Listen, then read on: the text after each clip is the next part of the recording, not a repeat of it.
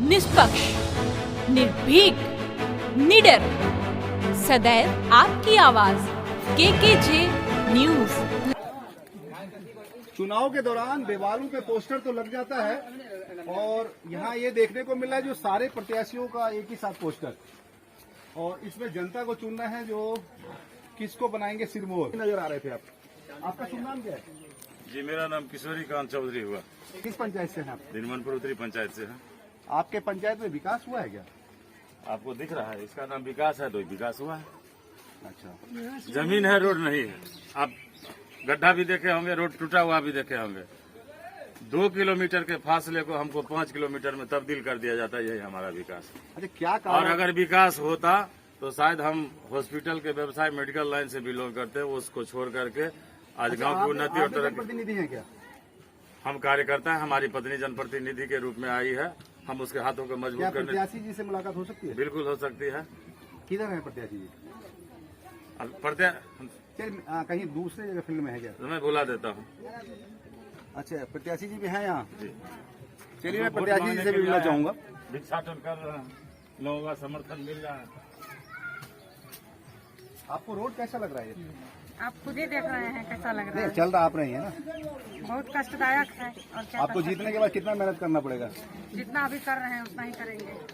जीतने के बाद आपको कितना मेहनत करना पड़ेगा यहाँ के विकास करने के लिए? बहुत लगता है, बहुत करना पड़ेगा, क्योंकि एकदम कुछ है ही नहीं। इसको तो ठीक करने के लिए हमको बहुत लगता है, पूरा घूम के देखना पड़ेगा। आपका शुभ नाम क्या है? प्रीति देवी। प्रीति देवी जी, पहले भी चुनाव लड़ी हैं आप। जी, क्या रिजल्ट क्या रहा था? तीसरे स्थान पे आए थे।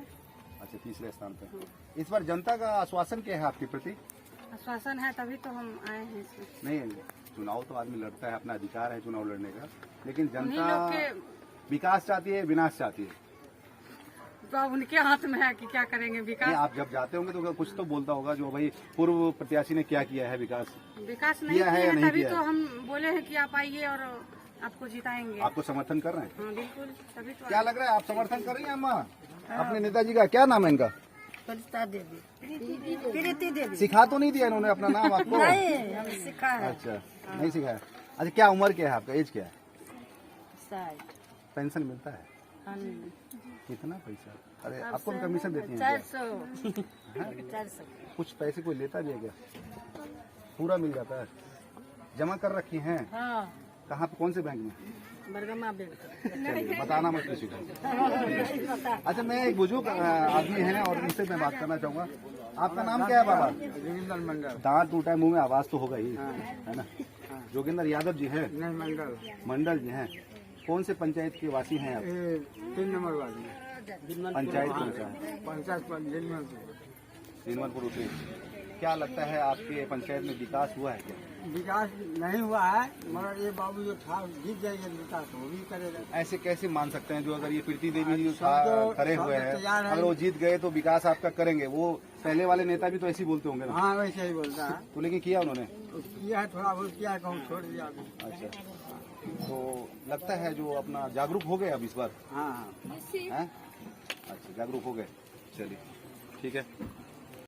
नमस्कार, मैं इस समय हूँ दिनमनपुर उत्तरी पंचायत में और नेता लोग अभी अपना अपना प्रचार करते हुए नज़र आ रहे हैं।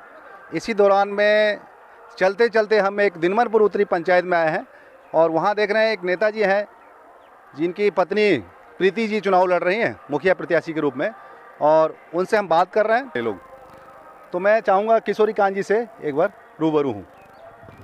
किशोरी जी, जी नमस्कार। बताइए, जो आपका पंचायत दिनमनपुर उत्तरी, जी,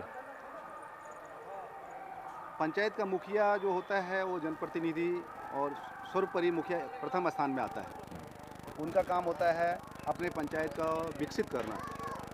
तो क्या आप लग रहा है आपको पूर्व मुखिया ने विकसित किया है पंचायत को? देखिए, मुझे भली भांति ये परिचय है, परिचित हैं हम अपने आप से कि हमको करना क्या है और उन्होंने क्या किया।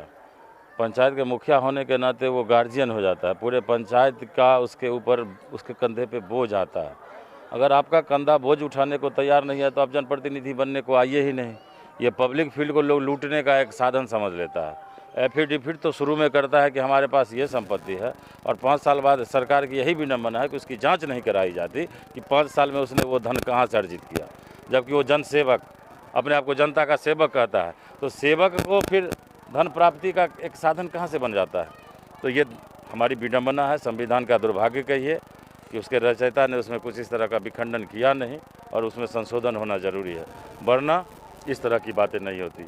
और हमको क्या करना है, आपके सामने ये विकास का नज़ारा है कि हमारे ही पंचायत का ये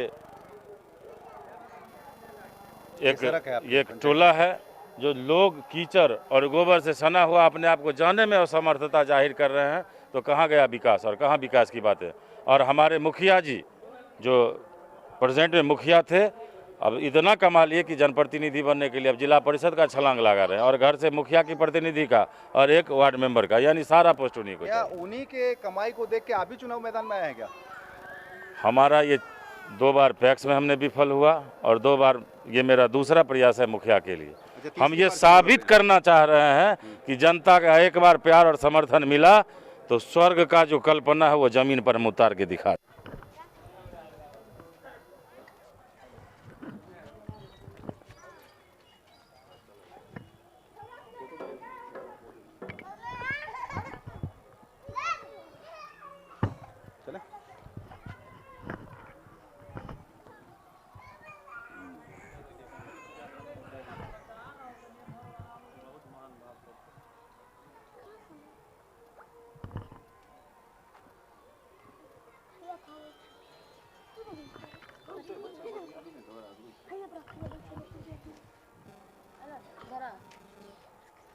प्रीति जी थक तो नहीं गई हैं प्रचार करने में? नहीं थके हैं अभी। नहीं थके हैं? नहीं थके, बिल्कुल आगे थकना है क्या? नहीं, क्यों थकेंगे? कब तक नहीं थकना? जब तक जनता नहीं थकाए तब तक। जनता जब तक नहीं थकाए। प्रीति जी आपका प्रचार देखने को अच्छा लग रहा है मुझे, और कुछ जनता आपके पक्ष में भी बता रहे हैं, ठीक है? आपको क्या लगता है जो इनके ऊपर खरा उतर पाएंगे आप?